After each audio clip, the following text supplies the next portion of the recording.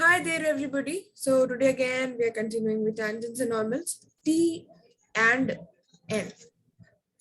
ये N काफी बुरा बना है, आप लोग प्लीज मैनेज कर लीजिएगा. Okay, so tangents and normals में अब हम एक और क्वेश्चन देखने वाले हैं. Standard है. Find the equation of tangent and normal to the curve x is equals to something, y is equals to something, and theta is equals to something. So क्या क्वेश्चन तुम्हारे पास? हमने कल ही मतलब पिछली ही क्लास में किया था, इफ यू रिमेम्बर, जिसमें हमें इक्वेशन दोनों की निकाली थी, टेंजेंट की भी नॉर्मल की भी. याद है? यस दीदी. हाँ, तो ये क्वेश्चन वैसे ही होगा बिल्कुल. तो हम एक बार देख लेते हैं इस क्वेश्चन को. और इसमें हमारे पास क्या है, पैरामेट्रिक फॉर्म दे रखा है, मतलब थीटा के फॉर्म में गिवन है, या फिर मतलब पैरामेट्रिक मतलब किसी और कोई और वेरिएबल इसमें प्राइम होगा. So we have this theta minus sin theta is the value of y, and we have to find it at theta is equals to pi by 4. Question clear है? Yes दीदी. चलो let us see it solution. तो अब देखो, तुम्हें पता ही है क्या प्रोसीजर हमारे पास रहता है. सबसे पहले तो you have to find the equation of a tangent and normal to the curve this and this. So initially what will be the first step? You definitely know it कि भैया सबसे पहले तो हमें let the tangent and normal, अब ये जो दोनों चीजें हैं उनको किसी पॉइंट पे हमें मानना पड़ेगा. तो हम ये बोल सकते हैं कि they are drawn, let them be drawn on which point, at which point, जो हमेशा हमारा फेवरेट पॉइंट है जिसे हम लेते हैं x1, y1. ठीक है?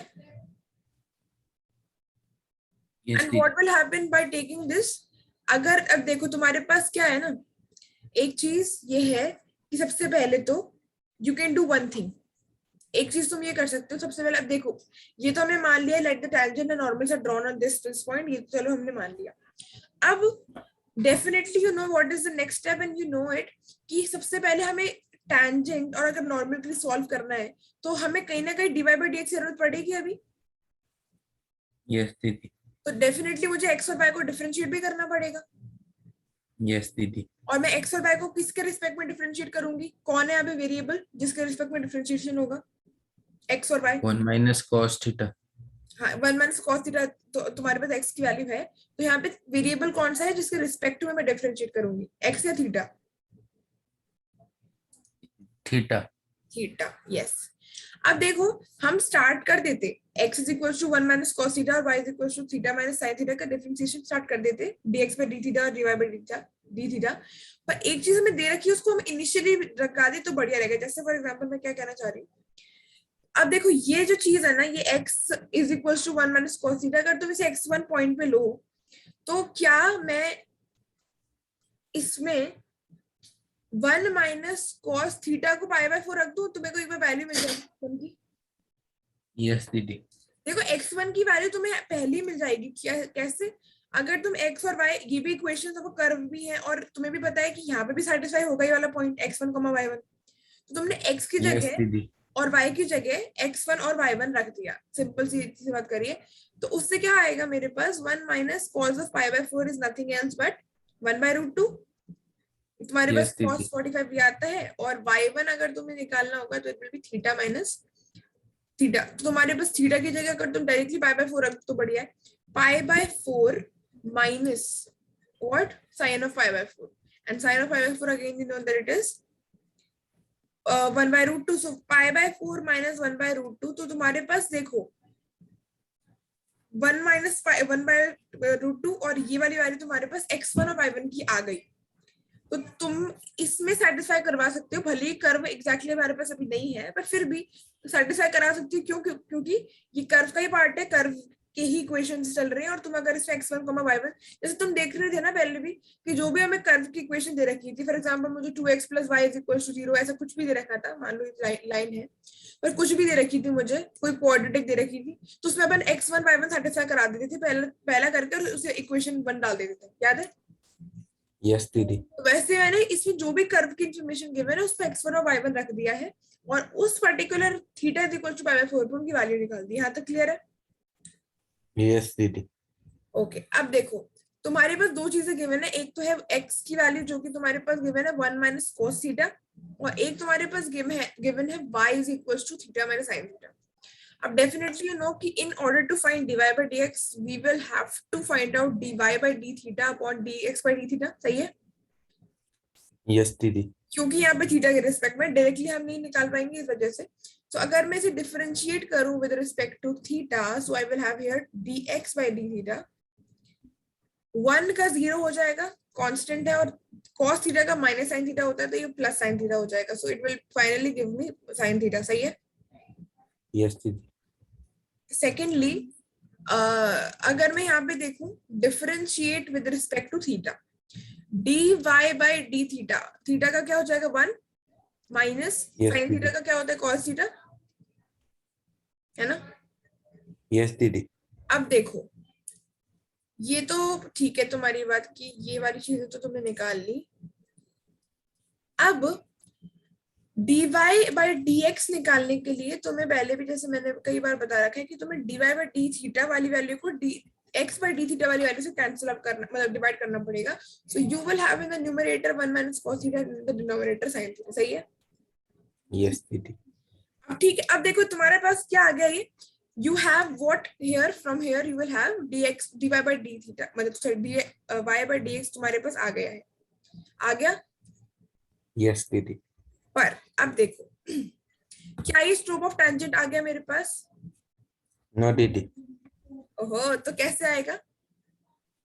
थीटा डैश करेंगे वो थीटा वन। हाँ, वेरी गुड वेरी गुड।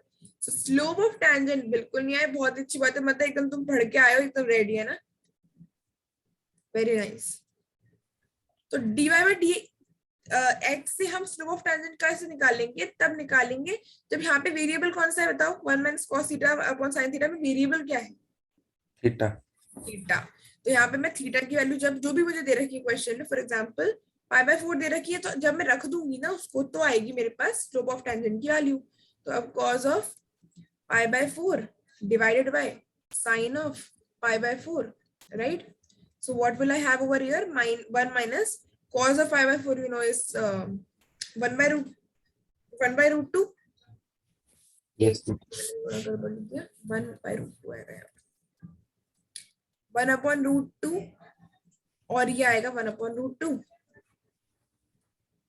और इसको अगर तुम फर्दर सॉल्व करोगे तो √2 अगर ऊपर एलसीएम ले लो तो √2 minus 1, और ये √2 पर चला जाएगा, √2 by 1 हो जाएगा, मतलब ये दोनों कैंसिल।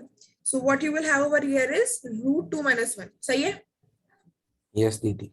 ये क्या आ गया है, ये स्लोप ऑफ टेंजेंट आ गया है ना? यस दीदी। यस, वेरी गुड, ये आ गया मेरे पास slope of tangent √2 minus 1। Okay cool. अब देखो तुम्हें क्वेश्चन में बोल रखा है कि इक्वेशन तुम्हें टेंजेंट की भी फाइंड करनी है, नॉर्मल की भी फाइंड करनी है, तो क्या मैं नॉर्मल की स्लोप भी निकालूं की जरूरत पड़ेगी मुझे इसकी भी? यस दीदी। तो एक चीज तो तुम्हारी यहाँ पे बहुत इंपॉर्टेंट निकल के आई है, एक और चीज निकाले थे, मैं यही निकाल लेती हूँ। और तुम्हें पता ही, देखो स्लोप ऑफ जो नॉर्मल होता है ना, हम ऐसे भी निकाल सकते हैं, जो फॉर्मूले में तुम्हारे इक्वेशन वाले फॉर्मूले में गिवन था, जैसे मैंने लिखवाया था -1 upon dy by dx at the particular point theta is equal to π/4। अगर तुम इसको सॉल्व करो ना, जैसे -1 upon ये लिखो, इस वैसे भी करो तो भी तुम्हारा पास आंसर आएगा।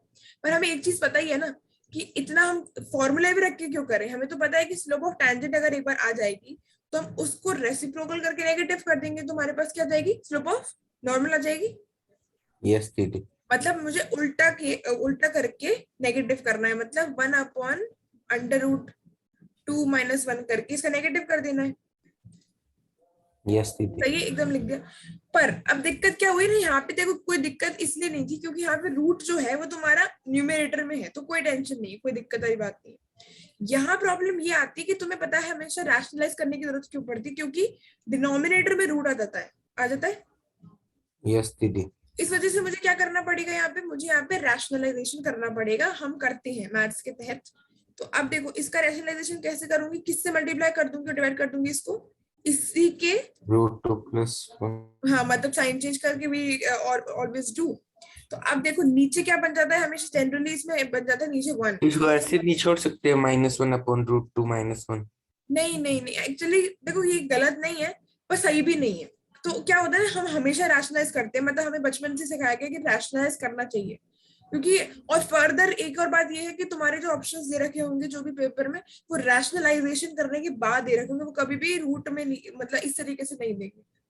तो देखो गलत नहीं है, क्योंकि यहाँ तक हमने निकाला तो डेफिनेटली गलत नहीं है, पर फिर भी सही भी नहीं है, 100% सही भी नहीं है। तो फिर हम वही कर रहे हैं ना जिससे वो सही हो जाए। यस दीदी। ठीक है, तो छोड़, मैं तो प्रेफर, मतलब तुम्हें सजेस्ट करूंगी कि मत छोड़ो उसको, क्योंकि तुम्हें पता है कि रैशनलाइजेशन कैसे होता है, तो कर दो। अगर बाई चांस रूट नीचे आ जाए तो डिनोमिनेटर में, ऊपर है तो करने की कोई जरूरत है ही नहीं, क्योंकि करेंगे कैसे, हमें करना आता ही नहीं ऊपर है तो। पर नीचे जब होता है तो यू नो कि हम उसमें साइन उल्टा साइन कर, चेंज करके मल्टीप्लाई। वही वही। अब देखो नीचे तो हमेशा जनरली हमारा क्या बनता है, ए स्क्वायर माइनस बी स्क्वायर फॉर्मूले से 1 बन जाता है। यहाँ पे भी देखो ए स्क्वायर मतलब 2 माइनस 1 का square will be 1, so it will be 1। And ऊपर क्या हो जाएगा, नेगेटिव ऑफ व्हाट, ये √2 माइनस 1, √2 प्लस 1 का नेगेटिव हो जाएगा। तो तुम्हारे पास स्लोप ऑफ द नॉर्मल इस तरीके से आ गई है, -√2 प्लस 1, जो कि ऊपर रूट है, पर कोई टेंशन वाली बात नहीं है, यहाँ भी है यहाँ भी है, कोई टेंशन नहीं है। यहाँ तक आ गया समझ में? यस दीदी। मतलब अब देखो तुम्हारे पास SOT आ गया है, SON भी आ गया है। तो अब तो स्लोप सॉरी इक्वेशन निकालना बाएं हाथ का खेल हो गया है। अगर मुझे इक्वेशन ऑफ टेंजेंट निकालनी है, तो you can write the generalized form also if you want to remember, y minus y1 is equals to dy by dx at, मतलब यहाँ पे ना ये जनरलाइज वे में इसलिए बता रखा है x1 y1, बाई चांस कोई पॉइंट हो तो उसको रख दो, जो भी वेरिएबल उसको रख दो, इसका कहने का मतलब यहाँ पे ये है। तो इसे कंफ्यूज मत होना कि यार x1 y1 ही क्यों लिखा हुआ है। x1 y1 तो हम जनरली बोल रहे हैं कि पॉइंट दे रखा हो तो, अगर थीटा दे रखा होगा तो वो रखेंगे, एक x1 सिर्फ दे रखा होगा तो वो रख देंगे। तो यहाँ से कंफ्यूज नहीं होना, ठीक है। अब y माइनस क्या हो जाएगा, y1 क्या है तुम्हारे पास,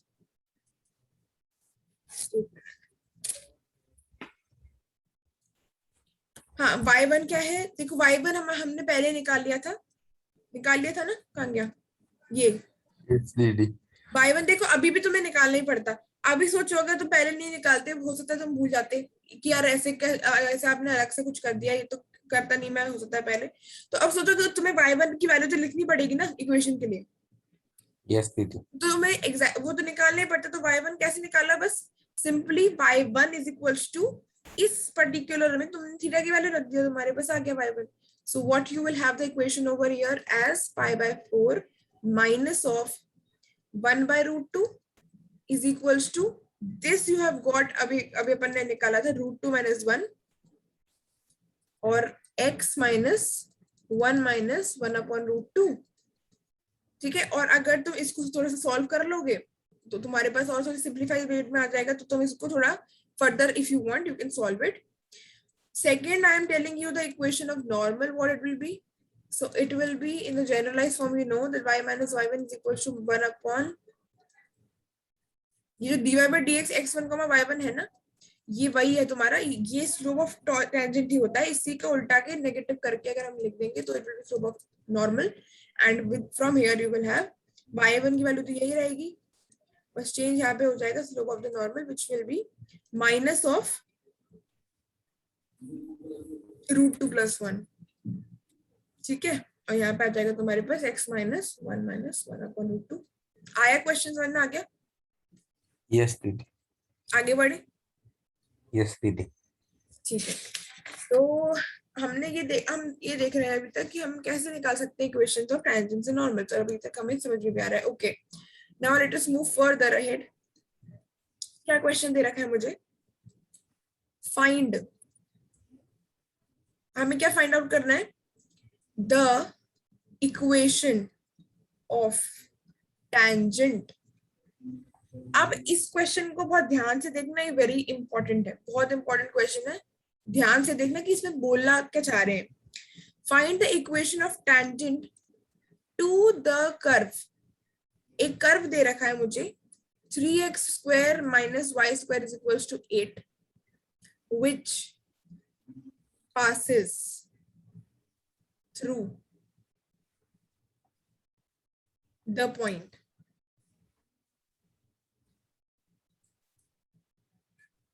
4/3, ठीक है। इक्वेशन ऑफ टेंजेंट निकाल, अब देखो क्वेश्चन समझ में आ रहा है, यस दीदी। इक्वेशन ऑफ टेंजेंट निकालनी है हमें इस कर्व के लिए। जो कि पास कर रहा है इस पॉइंट से, ठीक है। अब देखो क्या प्रॉब्लम है इस क्वेश्चन में, मतलब तुम्हें लग रहा होगा ये तो आसान है, कोई दिक्कत थोड़ी है इसमें, मतलब अभी तक चेक कर ही रहे हैं, ऐसा पॉइंट वाला पॉइंट होता ही हमारे yes पास, है ना। पर दिक्कत पता है क्या है, दिक्कत अभी तक ये है कि अभी तक हमने ऐसा क्वेश्चन किया ही नहीं है। मतलब तुम्हें क्या लगता है कि क्या ये जो पॉइंट दे रखा है ये x1 y1 पॉइंट है? yes दीदी y1 पॉइंट नहीं है। देखो इस क्वेश्चन को ठीक है। हाँ मैं बताती हूँ, इस क्वेश्चन को देख के थोड़ा कंफ्यूजन हो सकता है, पर जो भी अभी तक हमने क्वेश्चंस किए ना जिनमें पॉइंट निकालना होता है, जिसमें मतलब x1 y1 हम अज्यूम करते हैं और हम उसको कर्व में भी सेटिस्फाई करवा देते हैं, एक इक्वेशन वहां से मिल जाती है। हम ये बोलते हैं कि वो टैंजेंट में भी सेटिस्फाई करने वाला है, हम बोलेंगे कि वो नॉर्मल में भी सेटिस्फाई करेगा, क्योंकि वो ऐसा पॉइंट होता है, वो ऐसा कुछ होता है। अगर ये पॉइंट, ये कर्व है मेरे पास, ये पॉइंट है वो जहां से टैंजेंट भी तुम्हारी पास हो रही है, तुम्हारी नॉर्मल भी पास हो रही है, तो इसलिए हम तीनों में सेटिस्फाई करवा देते थे, करते थे।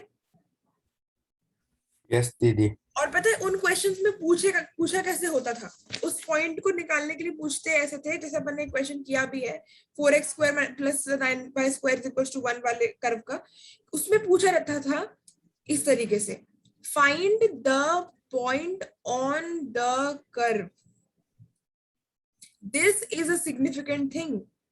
पॉइंट कहाँ निकालना है? कर्व पर निकालना है, कर्व पे लाई कर रहा है, और अगर वो कर्व पे लाई कर रहा है तो डेफिनेटली टैंजेंट और नॉर्मल को भी सेटिस्फाई करेगा, क्योंकि वहीं से तो बनेंगी। पर पर दिक्कत यहाँ पे ये है, तुम देख लेना अभी तक जितने क्वेश्चन किया ना, जैसे पॉइंट निकालना है, find the coordinates of the point on the curve, situated on the curve, on the curve, on the curve. तो on the curve is a significant term जो कि हमें यहाँ वहां मिलती थी, यहाँ नहीं मिल रही है। यहाँ क्या बोल रहे हैं, यहाँ हमसे ये नहीं, तुम्हें इस इंफॉर्मेशन से ये समझ में नहीं आ रहा होगा कि ये कर्व पे है कि नहीं। देखो, find the equation of tangent to the curve which passes through the point this. इसका मतलब ये है कि कर्व पे ये पॉइंट नहीं है। इसका पता क्या मतलब है? इसका मतलब अभी तो मैं जब बनाऊंगी तो शायद तुम्हें समझ में आए कि इसका क्या मतलब है। देखो ये कर्व है, चलेगा? yes दीदी ये टैंजेंट है इसके लिए, yes दीदी यहाँ पे डेफिनेटली कोई पॉइंट होगा, उसकी मना नहीं है, वो तो होगा ही सही, किसी पॉइंट से पास हो रही होगी। पर ये पॉइंट हमें बता ही नहीं रखा है इस क्वेश्चन में, पता है ये हमारे लिए अननोन है। ये वाला पॉइंट x1 y1 ही है तुम्हारा, जो तुम पहले लेते थे वही है, पर हमें इस पॉइंट के बारे में इंफॉर्मेशन नहीं है, हमें इस पॉइंट के बारे में इंफॉर्मेशन है जो कहीं इस लाइन पे आगे है। मतलब अब क्वेश्चन को पढ़ो और इस चित्र को देखो और सोचो अपने दिमाग में कि मैं क्या बोलने की कोशिश कर रही हूँ। पहले वाले क्वेश्चंस में जिसमें तुम सेटिस्फाई करवा देते थे ना कर्व पे सेटिस्फाई करवा रहे थे, तो वो टैंजेंट नॉर्मल को भी सेटिस्फाई कर रहा था। उसमें बोल रखा था ऑन द कर्व लाई करता है पॉइंट, ऑन द कर्व। पर यहाँ पे उसने ऑन द कर्व नहीं बोला है, उसने बोला है find the equation of tangent, tangent की इक्वेशन निकालनी है जो पास कर रही है इस पॉइंट से, मतलब टैंजेंट पॉइंट से पास कर रही है, कर्व का कोई नामो निशानी नहीं है। बात आई समझ में? yes दीदी इसलिए हम बोल रहे हैं कि जो टैंजेंट बनाई है ना, इससे ये जो टैंजेंट है ये इस पॉइंट से पास कर रही है, इस वजह से कहीं भी ले लो, ऐसे कोई दिक्कत नहीं है। मैंने इसलिए आगे ले लिया, तुम पीछे ले लो, कहीं भी ले लो, पर बात ये चल रही है कि टैंजेंट की इक्वेशन निकालनी है जो पास कर रही है इस पॉइंट से। ये पॉइंट कर्व पे नहीं है, अगर होता तो वो दे देते। ये बात समझ में आई?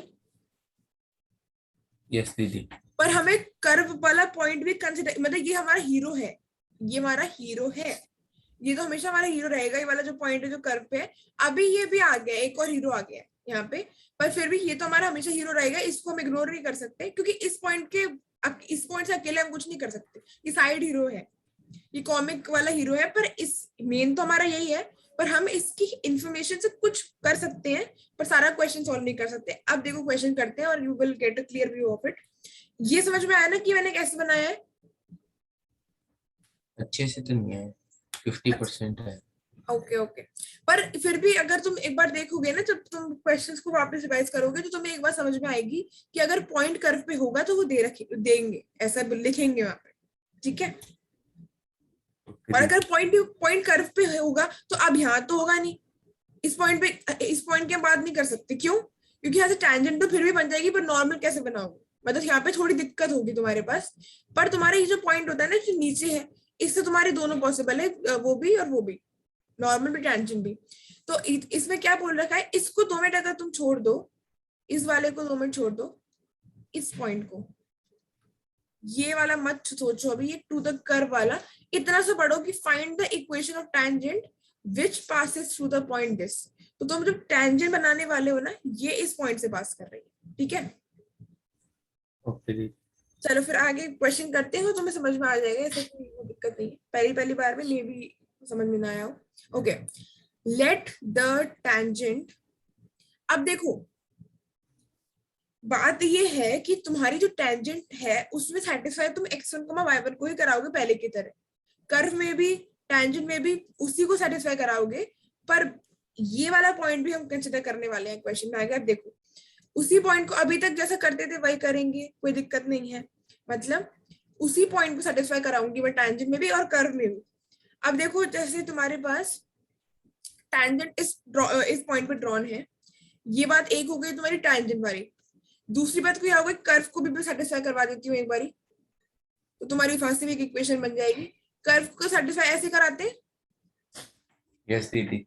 x1 y1 पॉइंट तुमने ले रखा है, तो डेफिनेटली ये तुम्हारा कर्व सेटिस्फाई हो गया यहाँ पे, और this is your equation number 1, let it suppose. और उसके बाद हम क्या करते थे, ये जो कर्व है उसका डिफरेंशिएशन कर देते थे यस दीदी। to find the slope of this particular tangent। अब देखो ये जो तुम्हारा कर्व है, अगर मैं इसका डिफरेंशिएशन करूंगी तो क्या मुझे ऐसा ही कुछ मिलने वाला है? यस दीदी। याद से इसको 0 कर देना, कोई भी कांस्टेंट हो तो 8 मत लिख देना, आंसर बहुत बुरी तरीके गलत आ जाएगा, फिर बहुत दिक्कत हो जाएगी। 0 होता है हमेशा किसी भी कांस्टेंट का। ये और ये कैंसिल हो गए तुम्हारे पास, तो dy/dx तुम्हारे पास क्या वैल्यू आ गई है, 3x/y आ गई। यस दीदी। अब क्या ये स्लोप ऑफ टेंजेंट है? ये नहीं है। हाँ, तो कौन सी होगी फिर? 3x1/y1। वेरी गुड, तो स्लोप ऑफ टेंजेंट तुम्हारी हो जाएगी 3x1/y1। Very good. अब मैं अभी नॉर्मल से कोई काम है कि क्वेश्चन में तुम्हें कहीं नॉर्मल दिख रहा है? नहीं दिख रहा। दिख रहा तो नॉर्मल निकालने की कोई जरूरत नहीं है, जरूरी नहीं है कि हर क्वेश्चन में नॉर्मल भी निकाला जाए। नॉर्मल तो वो आ जाएगा ना, -y1/3x1। बिल्कुल वही आएगा, पर यहाँ पे जरूरत नहीं है निकालने की, क्योंकि टेंजेंट की बात चल रही तो हम क्यों ही निकालेंगे फालतू में। तो ये हमारे पास स्लोप ऑफ टेंजेंट आ गई। यस दीदी। अब देखो देखो बेसिकली ना, इसमें अब तुम्हें पता दिख ही रहा होगा कि यहाँ पे मेरे पास दो वेरिएबल, मतलब तुम्हारे पास दो वैल्यूज निकाल, ये वेरिएबल नहीं है, x1 y1 वेरिएबल नहीं है, ये वैल्यू है तुम्हारे पास, एक पॉइंट है कोई सा, x1 और y1 की वैल्यू निकालनी है तुमको। अब तुम्हें पता है, तुम्हें एक इक्वेशन तो मिल गई। यस दीदी। पर अब देखो एक इक्वेशन मिलने से काम बनेगा क्या, क्योंकि क्या है ना, तुम्हारे पास दो वेरिएबल, दो वैल्यूज की वैल्यू निकालनी है, तो क्या तुम्हें एक इक्वेशन से मिल जाएगी? नो दीदी। एक और चाहिए? यस दीदी। एक और चाहिए, और इसी के लिए उन्होंने ये एक्स्ट्रा इन्फॉर्मेशन दी है, ये पॉइंट वाली, ये जो पॉइंट का काम है ना, अब आएगा, अब आएगा इस हीरो का रोल। और वो क्या करेगा ये हीरो, मैं वो ब्लैक से लिख देती हूँ। अब देखो, अब तुम किस तरीके से देख सकते हो यहाँ पे इस चीज को, देखो ये टेंजेंट एक लाइन ही है ना? यस दीदी। टेंजेंट डेफिनेटली एक लाइन है, तो तुम्हें ना जब भी कोई लाइन दे रखी है, उसके तुम्हें x1 y1 एक पॉइंट ये दे रखा है, लाइन एक्चुअली ऐसे बनती है, मैंने लाइन सेगमेंट बना दी, ये लाइन होती है जिसमें दोनों साइड एरो होते हैं। दोनों साइड एरो होने का मतलब होता है वो दोनों साइड जो होता है, दोनों डायमेंशंस में इनफाइनाइटली मूव करती है। अब देखो x1 y1 और x2 y1 अगर तुम्हें दो पॉइंट्स दे रखे किसी भी लाइन पे, कहीं भी दे रखे हैं, अगर तुम्हें एक लाइन पे दो पॉइंट्स दे रखे हैं, उनकी कोऑर्डिनेट्स दे रखे हैं, तो तुम क्या निकाल सकते हो, उस लाइन का स्लोप निकाल सकते हो। और वो कैसे निकालोगे, एक फॉर्मूला मैंने लिखवाया था, if you remember, y2 - y1 upon x2 - x1। Yes दीदी। किसी भी लाइन का slope you can find out if you are aware of this formula, which is nothing but the y2 - y1 upon x2 - x1, जो कि coordinates को देना पड़ेगा, उनको कोऑर्डिनेट्स देने पड़ेंगे तभी जाके तुम ये निकाल पाओगे, नहीं तो और कोई ऑप्शन तो है नहीं, या फिर हमको कुछ और चीज देनी पड़ेगी जस्ट टू कंपनसेट इट। तो अब मेरे पास ये टेंजेंट लाइन ही है। यस दीदी। तो अब देखो इस पे एक पॉइंट तुम्हें P वाला पता है, जो ये कर्व वाला है पॉइंट है, कर्व वाला मेन जो पॉइंट तुम्हारा हमेशा रहता है वो तो है ये x1, y1, इसी की वैल्यू हमें निकालनी है ना। बेसिकली हमें पॉइंट नहीं निकालना है, हमें इक्वेशन ऑफ टैंजेंट निकालनी है, वो पर आगे देखेंगे। दूसरी बात ये है कि अब तुम्हें एक और पॉइंट दे रखा है, तो क्या है, मैं इस टैंजेंट की स्लोप निकाल सकती हूँ फिर से यहाँ से। लाइन का स्लोप मैं निकालती हूँ ऐसे, y2 माइनस y1 अपन x2 माइनस x1, अगर उसी लाइन पे मुझे 2 पॉइंट गिवन होते हैं तो। यहाँ पे टैंजेंट है तुम्हारे पास वो लाइन, मतलब एक तरीके से मैं लाइन की जगह लिख सकती हूँ टैंजेंट। तो क्या मैं यहाँ पे इस वाले में से ऐसे ऐसे मान सकती हूँ कि ये y1 है, सॉरी y1 नहीं है, ये x1 है, ये x2 y2 x1 y1, तो तुम्हें पता ही है। तो क्या मैं यहाँ से इसका भी स्लोप निकाल सकती हूँ? यस दीदी। y2 माइनस y1, y2 मतलब तुम्हारा 0, y2 is 0 minus y1 which you don't know what it is, and x2 which is 4/3 minus x1 which you don't know what it is. So क्या मुझे यहाँ से ऐसा कुछ मिल रहा है, minus y1 upon 4/3 minus x1? Yes दीदी। अब देखो ये क्या मेरी, तुम्हें यहाँ तो समझ में डेफिनेटली आ गया होगा कि टेंजेंट हमने इस पॉइंट पर ले लिया है, कर्व को हमने इस पॉइंट पे सेटिस्फाई करा दिया 1 2, इसको डिफरेंशिएट करके हमने स्लोप ऑफ टेंजेंट निकाल दिया। यहाँ तक तो तुम्ही ने बताया था, तुम्हें आ गया होगा है ना। यस दीदी। अब दूसरी बात ये होती है कि किसी भी लाइन का स्लोप हम निकाल सकते हैं आराम से, अगर उसी लाइन पे 2 पॉइंट के कोऑर्डिनेट्स हमें पता हो तो इस फॉर्मूले से। अब तुम्हें टेंजेंट दे रखी है और उस पे 2 पॉइंट गिवन है, टेंजेंट एक लाइन है, तो क्या मैं स्लोप ऑफ टेंजेंट ऐसे निकाल सकती हूँ? यहाँ तक क्लियर है? यस दीदी। अब तुम्हें दिख रहा होगा कि वी हैव समथिंग सब्सटेंशियल, मतलब अब मैं फाइनली कुछ कर सकती हूँ। क्या कर सकती हूँ वो देखो, स्लोप ऑफ टेंजेंट तुम्हारे पास ये है, एक और स्लोप ऑफ टेंजेंट तुम्हारे पास ये है, 2 आ गए तुम्हारे पास, एक ये भी है ये भी है। अगर ये दोनों ही शॉर्ट है, अगर ये दोनों ही स्लोप ऑफ टेंजेंट है, तो क्या मैं इन दोनों को इक्वेट कर दूं? यस दीदी कर दो। ये दोनों एक ही है, मतलब अगर तो मैं इनको इक्वेट कर देती हूँ, क्या दिक्कत है? 3x1 अपॉन y1 इक्वेटिंग, जो तुम्हारे पास 2 फॉर्म्स आए हैं ना उसको तुमने इक्वेट कर दिया, जस्ट टू फाइंड आउट कि भैया इनकी वैल्यूज क्या होंगी, तो इक्वेट कर दिया। अभी तक समझ में आ रहा है ना? यस दीदी। ओके अब देखो, अब मुझे इनको इक्वेट करना है, तो मैं इसको तो ले आती हूँ, इसको तो ले आती हूँ, आराम से हो जाएगा। तो 4/3 और 3 कैंसिल होके you will get only 4x1 minus 3x1 का होल स्क्वायर माइनस y1 का होल स्क्वायर, या ये आएगा? यस दीदी। ठीक है। और अब देखो कि तुम्हारे पास एक और देखो, एक बेसिकली तुम्हारे पास इक्वेशन अभी नहीं आई थी, तुम्हारे पास एक्सप्रेशन 2 आए थे, तो तुमने उनको इक्वेट कर दिया, तुम बनाने की कोशिश तो इक्वेशन ही कर रहे हो, पर तुम्हारे पास एक हेल्प मिल सकती है तुमको यहाँ से। ये तुम्हारे पास इक्वेशन है तो इसको भी ध्यान में रखो कि तुम्हारे पास क्या है, 3x1 का whole square minus y1 square is equal to 8, ये एक इक्वेशन है। अब देखो एक बहुत कमाल का मैजिक दिखाऊं, 4x1 अगर तुम इतना सा कर दोगे ना, अब तुम्हें याद रखना पड़ेगा कि तुम्हें गिवन क्या था, क्योंकि उससे गिवन मतलब तुम्हारे पास क्वेश्चन में what is given to you, क्या तुमने अभी तक डिराइव किया उसको दिमाग में रखना पड़ेगा, क्योंकि यहाँ पे हमें 2 इक्वेशंस नहीं मिल रही है, मतलब हमें ऐसा कुछ नहीं मिल रहा है एक ये मिल गई और दूसरी ये मिल गई तो हमने वैल्यू निकाल ली, ऐसा नहीं हो पा रहा है। तो हमारे पास 2 इक्वेशंस एग्जैक्टली नहीं आ रही, इस वजह से हमें देखना पड़ता है कि यार क्या गिवन है, कुछ हमने निकाला है जो यहाँ पे काम आ सकता है।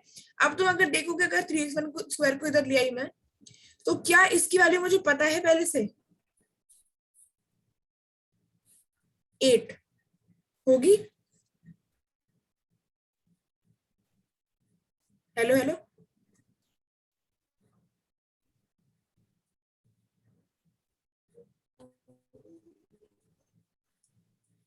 Hello hello.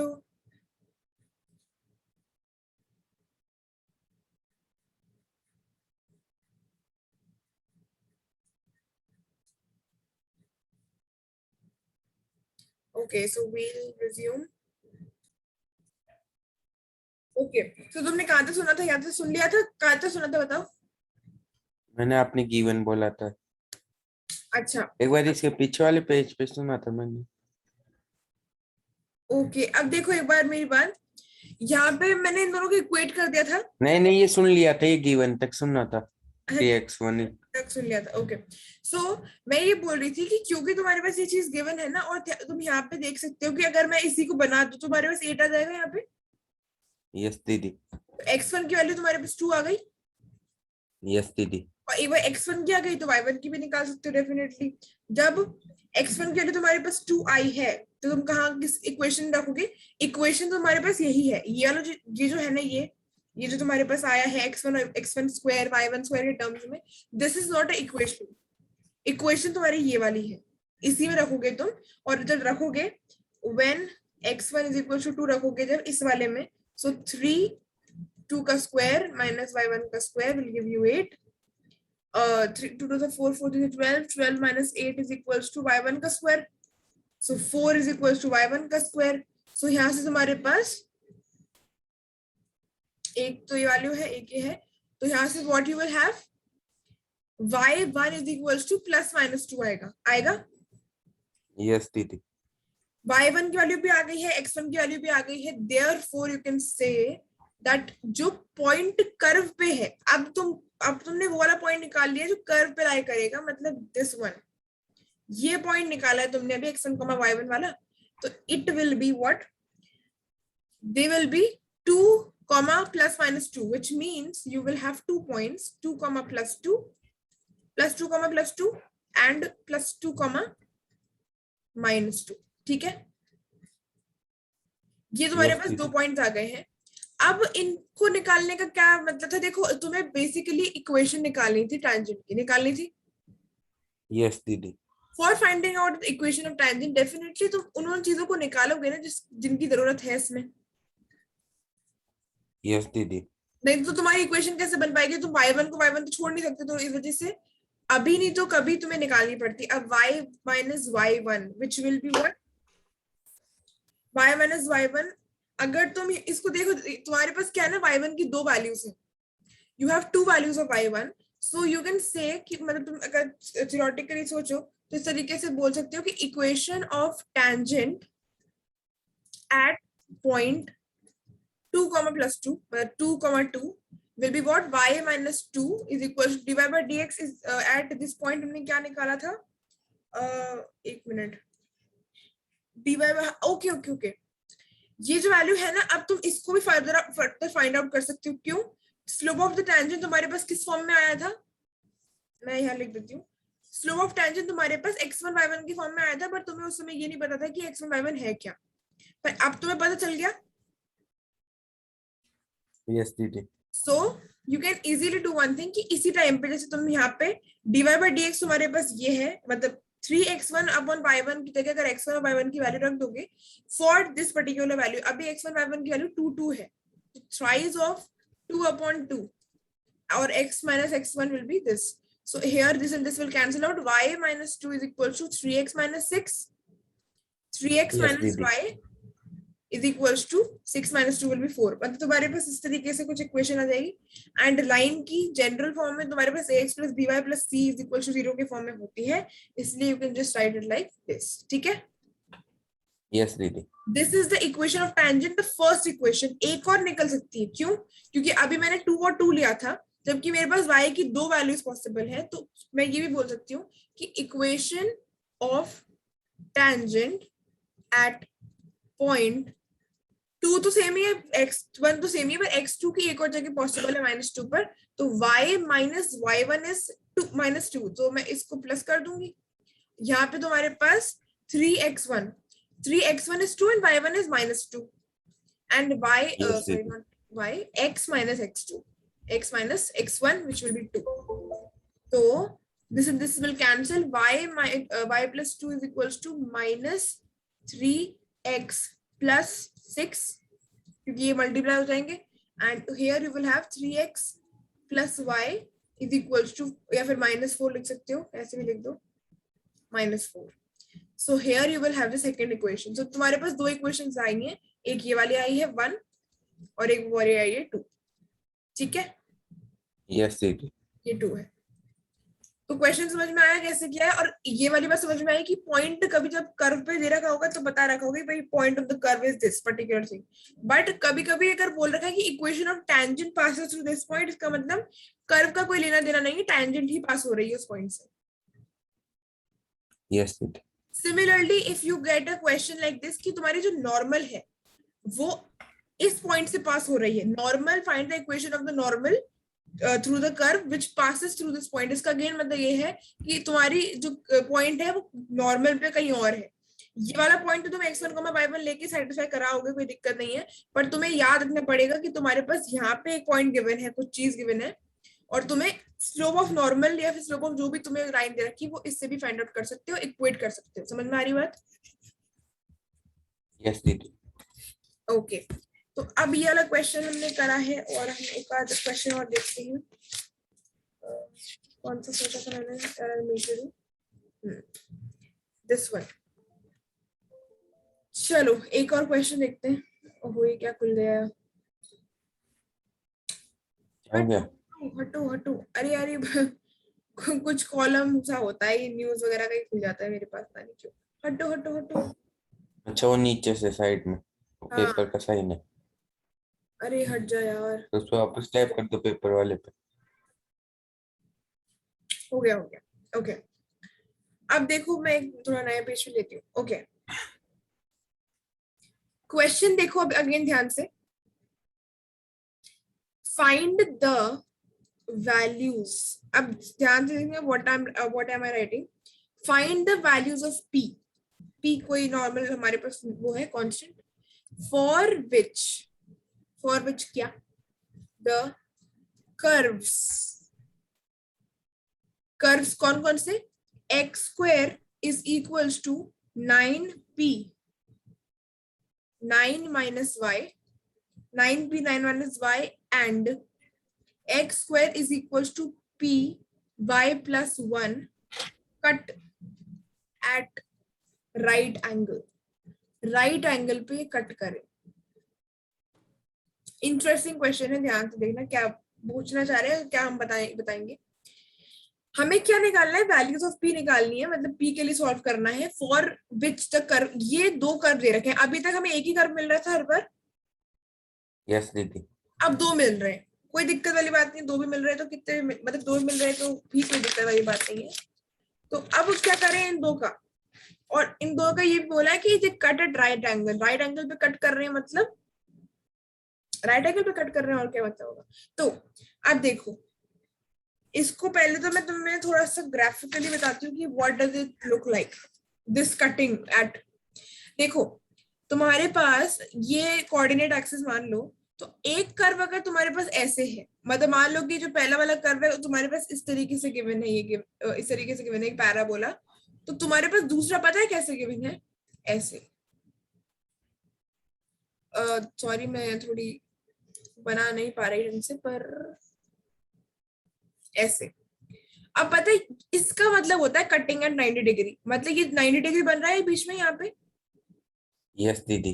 तो एक कर्व अगर तुम्हारा ऐसे है, एक इस तरीके से है, तो next will be another will be 90 degrees from it, मतलब वो दोनों एक दूसरे के साथ 90 डिग्री का एंगल, राइट एंगल कट कर रहे हैं। तो इस इंफॉर्मेशन से हमें क्या फायदा होने वाला है उसको देखो। पहली बात तो ये है, यहाँ पे एक बहुत इंपॉर्टेंट चीज आती है तुम्हारे पास इस कॉन्सेप्ट में जो मैं तुम्हें बताने जा रही हूँ, वो क्या है, वो ये है कि ये दो पॉइंट्स हैं तुम्हारे पास, these two points they will intersect at a point. ये वाले क्या करेंगे, पॉइंट्स जो हैं डेफिनेटली तुम्हारे पास अगर दो कर्व है तो वो कहीं ना कहीं इंटरसेक्ट कर रही है, जैसे फॉर एग्जांपल यहाँ पे कर रहे हैं। यस दीदी। तो इस इन क्वेश्चन को सॉल्व करने का तरीका मैं बता रही हूँ, उसे ध्यान से देखना क्या है वो। लेट द इंटरसेक्शन पॉइंट, मतलब हम हमेशा जब दो कर्व की बात हो रही होती है तब हम उसका एक कॉमन पॉइंट ढूंढते हैं, क्योंकि तुम्हें पता है कि हमारे पास सिर्फ एक गिवन था, एक कर्व गिवन था, तब भी हम उस पर एक ऐसा पॉइंट ढूंढते थे जो भी इसकी इक्वेशन हुआ करती थी। फॉर एग्जाम्पल 3x² + y = 8, हम क्या करते थे इसको x1, y1 मान के, क्योंकि हमें अगर बाई चांस गिवन नहीं हो तो, गिवन हो तो रख ही देते थे, नहीं गिवन हो तो हम क्या कर देते थे इसको इसमें सेटिस्फाई करवा देते थे, है ना। यस दीदी। अब यहाँ पे एक तो है नहीं, यहाँ पे तो दो है, पर फिर भी वो दो में भी ऐसा कोई पॉइंट होगा जो दोनों में कॉमन होगा। जैसे फॉर एग्जांपल यहाँ पे ये वाला पॉइंट है जो दोनों में है, ये वाला पॉइंट इसका भी पार्ट है, ये वाला पॉइंट इसका भी पार्ट है। तो दो वाले में भी you will have a point which will be common to both of them. That is this particular intersection point. So let the intersection point of the two curves be जो हम हमेशा लेते हैं x1, y1। ठीक है, yes दीदी। Okay. अब अगर ये है तो मैं इसको दोनों में सेटिस्फाई करवा सकती हूँ, क्योंकि ये दोनों का पार्ट है, ये इसका भी है, इसका भी है, इसका भी है, दोनों का ही पार्ट है, इस वजह से मैं इसको दोनों कर्व में सेटिस्फाई करवा सकती हूँ। मतलब इस बार मेरे पास आएगा ऐसा कुछ, एक मिनट, ये y1 है ना, ये तुम्हारे पास एक इक्वेशन आई, और दूसरी आएगी तुम्हारे पास x1 square is equals to py1 plus 1, ये तुम्हारे पास दूसरी इक्वेशन आई। समझ में आया कि दो कर्व्स है, कर्व एक पॉइंट ऐसा जरूर होगा जो दोनों में कॉमन होगा, जिससे हम इंटरसेक्शन पॉइंट बोल रहे हैं। x1, y1 हमेशा हमेशा लेते ही हैं, कर्व में सेटिस्फाई करवाते हैं। यहाँ पे बात ये कि दो कर्व है तो दोनों में सेटिस्फाई करवा देंगे। इतनी बात समझ में आई? यस दीदी। अब देखो, अब कमाल की बात यहाँ पे ये है कि इन दोनों से मैं क्या कर सकती हूँ, फ्रॉम इक्वेशन 1 and 2। अब देखो इन दोनों से क्या मिल सकता है तुमको, एक चीज तुम्हें साफ साफ दिख रही होगी, बहुत ही साफ साफ, कि x1 square is equal to, मतलब दोनों ही क्या है, दोनों ही x1 स्क्वायर के बराबर है। यस दीदी। पिछले क्वेश्चन में जो दोनों ही टेंजेंट इक्वेशन की टेंजेंट थी, टेंजेंट की इक्वेशन थी, तो हमने उन दोनों को इक्वेट कर दिया था। यहाँ पे ये दोनों ही x1 स्क्वायर की वैल्यू ये दे रखी है, तो क्या मैं इन दोनों को इक्वेट कर दूं? यस दीदी। कर सकते हैं, क्योंकि ये दोनों एक ही वैल्यू है, तो आई कैन से दैट या वी कैन बराबर देम। तो हम अगर इसको इक्वेट कर देंगे, देखते क्या मिलता है, 81p minus 9py1 is equals to py1 plus p, है ना। और अगर मैं इसको इक्वेशन फॉर्म में बनाने की कोशिश करूं तो okay, 81p minus p will be equals to 9py1।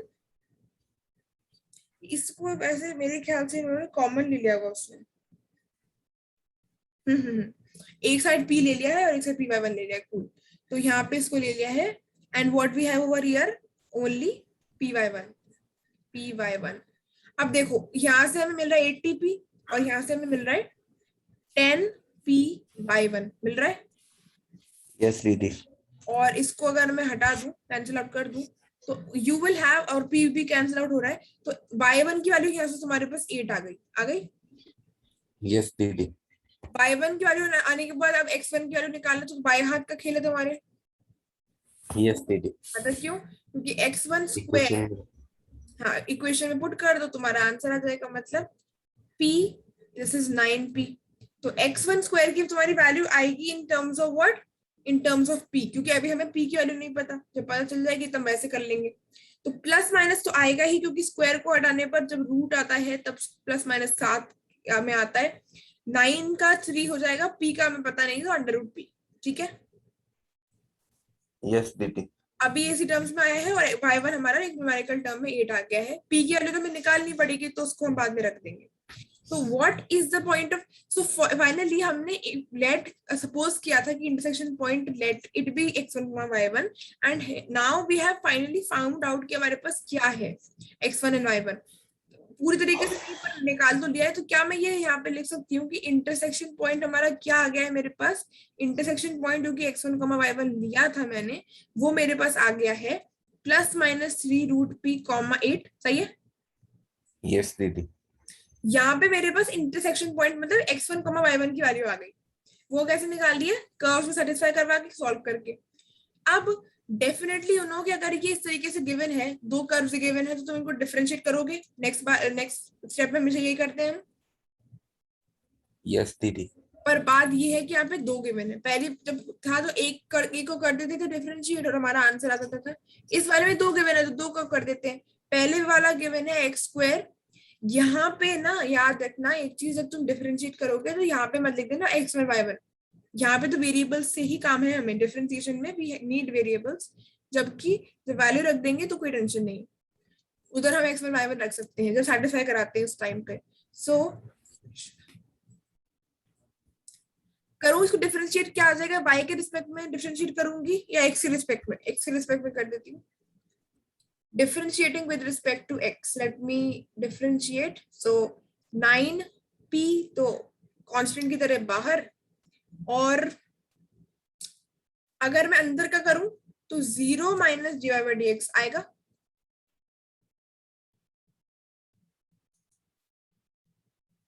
तो will it be this only?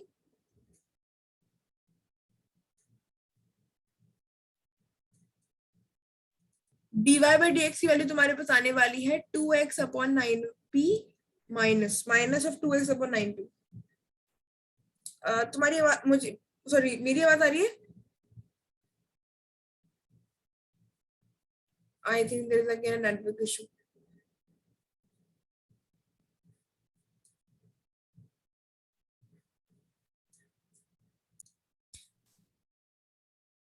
Okay so मैं क्या बोल रही थी, यहाँ तक समझ में आया था? यस दीदी। अब मैं ये बोल रही थी कि देखो दो, पहले एक कर्व गिवन था तो हमने एक को डिफरेंशिएट कर दिया था, अब दो कर्व गिवन है तो हम दो को डिफरेंशिएट कर देंगे क्योंकि करना ही पड़ेगा, और कोई ऑप्शन नहीं। कर्व 1 इसको डिफरेंशिएट कर रही थी जब मैं, तब मेरे पास dy by dx की वैल्यू क्या आई, माइनस 2x अपॉन 9p। देख ही सकते हो, तो नॉर्मल डिफरेंशिएशन किया है बस। यस दीदी। ठीक है, dy by dx की वैल्यू यहाँ से मेरे पास ये आ गई है। क्या ये स्लोप ऑफ टेंजेंट है? कौन सी? नहीं है। नहीं है। 1 लगाओ। तो स्लोप ऑफ टेंजेंट क्या हो जाएगा, minus twice of x1 upon 9p। p1 मत लेते ना, p तो p है, नॉर्मल एक वैल्यू है कोई सी भी। और दूसरी बात, अगर मैं इसका डिफरेंशिएशन करूं with respect to x, what will I have, twice of x 9, sorry not 9, p y1 plus 1। ठीक है, अब अगर मैं इसका डिफरेंशिएशन करूंगी, ओके ओके सॉरी मैंने पहली वैल्यू रख दी, नहीं नहीं अभी नहीं होगा। हाँ पहले तो 2x is equals to p, y का 1 हो जाएगा, so I will have 2x is equals to p from here, right? Yes दीदी। क्या मैंने यहाँ पे कोई गड़बड़ करी है? एक सेकंड चेक कर लो। गड़बड़ तो नहीं करी। करिए करिए। y plus 1। y का क्या डिफरेंशिएशन होता है x रिस्पेक्ट में? dy by dx। क्योंकि अगर तुम्हारे पास dy by dx ही नहीं आ रहा है तो तुम निकालोगे कैसे, मतलब निकालोगे क्या, dy by dx तो आना ही पड़ेगा ना। मतलब याद रखना कि ऐसा, जैसे मैंने अभी क्या किया था, मैंने y की जगह 1 लिख दिया, मतलब मैंने y को x के रिस्पेक्ट में डिफरेंशिएट करने के लिए 1 कर दिया, जो कि गलत था। उस चक्कर में क्या हुआ, मेरे पास dy by dx आया ही नहीं, वो टर्म ही नहीं आई dy by dx। और जब भी तुम डिफरेंशिएशन कर रहे हो तो तुम्हारे पास ये टर्म आनी कंपलसरी है, नहीं तो तुम निकालोगे क्या, क्या निकाल रहे हो, अगर डिफरेंशिएशन नहीं निकाल रहे हो तो क्या निकाल रहे हो। तो इसलिए याद रखना कि दिस इज वेरी इंपॉर्टेंट। अगर तुम्हारे पास ये नहीं आ रही तो समझ लेना कि तुमने किसी चीज को गड़बड़ कर दिया है। ठीक है, यस दीदी। तो dy by dx की एक और वैल्यू हमारे पास आ गई 2x by p, और नहीं पापा कमिंग, आ रही हूँ। स्लोप ऑफ टेंजेंट क्या हो जाएगा, यहाँ से twice of x1 by p हो जाएगा। यस दीदी। यहाँ से एक हमारे पास ये आया है, यहाँ से एक ये आया है, एक कर्व की आया है, ये कर्व आया है, ये मतलब मान लो कि m1 ले लो इस वाले को और इसको m2 मान लो। ठीक है, यस दीदी। अब बात ये है कि ये दोनों बराबर नहीं है, ये मत मानना कि m1 और m2 को मैं इक्वेट कर दूं हमारे पास आंसर आ जाएगा, नहीं नहीं नहीं। बात ये चल रही है कि एक टैंजेंट इसकी है और एक टैंजेंट इसकी है। और एक बात सोचो यस दीदी। कि अगर ऐसा है, मतलब तुम सोचो, एक बार ध्यान से सोचने की कोशिश करो, एक टैंजेंट इस कर्व की है, एक इस कर्व की है, मतलब तुम इस वाले को देखो जो मैंने ब्लैक में बनाया ना, एक इस वाले की, मतलब इस कर्व की, this is the tangent for this particular curve, this will be the tangent, सही है? यस दीदी। तो क्या ये दोनों एक दूसरे के साथ 90 डिग्रीज पर है? यस दीदी। डेफिनेटली अगर वो 90 डिग्री पे कट कर रहे हैं दोनों कर्व एक दूसरे को, तो ये दोनों लाइन भी एक दूसरे के साथ 90 डिग्री पे ही होंगी। और जब भी कोई दो लाइन एक दूसरे के 90 डिग्री पे होती है, या rather we can say that if they are perpendicular, तो क्या हमें एक बात पता है कि दो परपेंडिकुलर लाइंस के स्लोप का जो प्रोडक्ट होता है वो -1 होता है? यस दीदी। बस यही करना है, -2 x1 upon 9p multiplied by m2 which will be twice of x1 by p is equals to -1, ये हट जाएंगे। और what will you have from here? You will have 4x1 का square upon 9p square is equals to +1, which will give you 4x1 का square is equals to 9p square। और अगर तुम देखो तुम्हारे पास दोनों साइड अगर वो है ना स्क्वायर, तो you can take root both sides. और तुम अगर रूट लोगे पता कोई कहीं भी दिक्कत है कि दोनों साइड ही रूट ले लो, तो twice of x1 will be what, या फिर एक मिनट ओ सॉरी, उसकी जरूरत तुम्हें नहीं है, वैसे तो ले सकते हैं, पर फिर भी one more thing you can do, square root भी ले सकते हो, नहीं तो एक काम करो ना, तुमने x1 y1 की वैल्यू तो निकाली रखी है।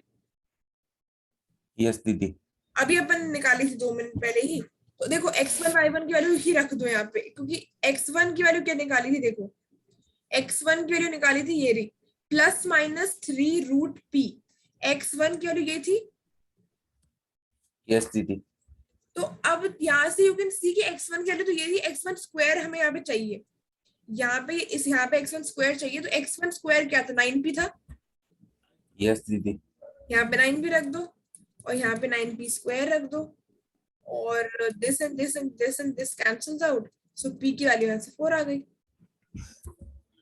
इसका अंडर रूट लेते तो तुम्हारे पास x1 बनता, x1 वाली जगह पे तुम इसको रख देते तो भी तुम्हारे पास आंसर आ जाता। That is not a big deal, the most important thing is that कि तुम्हें कैसे भी करना है पर आंसर तुम्हारा p इज इक्वल टू 4 आएगा।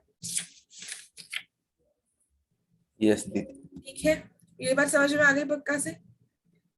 यस दीदी आ गई। ओके, इसी तरीके का क्वेश्चन मैं तुम्हें होमवर्क में भी दे रही हूँ, इसको ट्राई करना क्योंकि ये बिल्कुल सेम ही है। अब इस वाले में भी क्या करना है,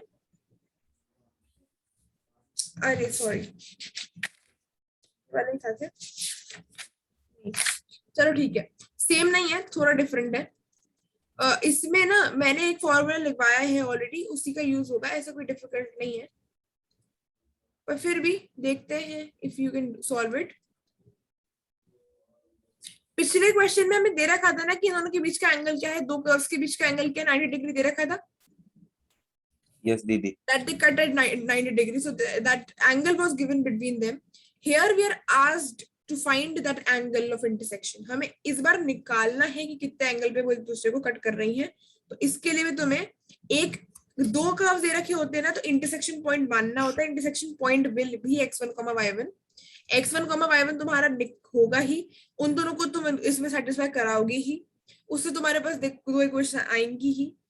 इनको डिफरेंशिएट करोगे तो तुम्हारे पास स्लोप ऑफ द टेंजेंट्स भी आएंगी, पर उनके बाद तुम्हें क्या करना है वो तुम देखना। जब मैंने जो फॉर्मूले लगाए थे ना स्टार्टिंग वाली क्लास में, फर्स्ट क्लास में, यस दीदी, उसमें जो कुछ फॉर्मूले लगवाए थे उसमें एंगल भी था, मतलब एंगल बिटवीन टू लाइंस, तो बेसिकली वही वाला लगने वाला है, उसको तुम रखना और you will get the answer in. तुम्हारे पास tan theta will be equal to something है, वो कुछ फॉर्मूला, तो तुम्हारे पास theta is equal to tan inverse करके आएगा। Do try this one. So this particular angle of intersection वाला ये पर्टिकुलर क्वेश्चन जो है ये करके लाना नेक्स्ट क्लास में। और जो दो क्वेश्चन मैंने पहले होमवर्क में दिए थे पिछली बार, वो दोनों अगर बाय चांस रिवाइज करने होंगे तो वो देख लेंगे, एक इसको भी देखना ही है। फिर उसके बाद we can start our next topic, that will be maxima minima. ठीक है, ओके दीदी, चलो ठीक है, तो मैं इसको सेव कर लेती हूँ। And thank you so much for watching guys. If you have any doubts, you can definitely comment them in the comment section below, and we'll meet in the next video. Till then, bye bye. And do recommend if there is some improvements that I can make. Okay, bye.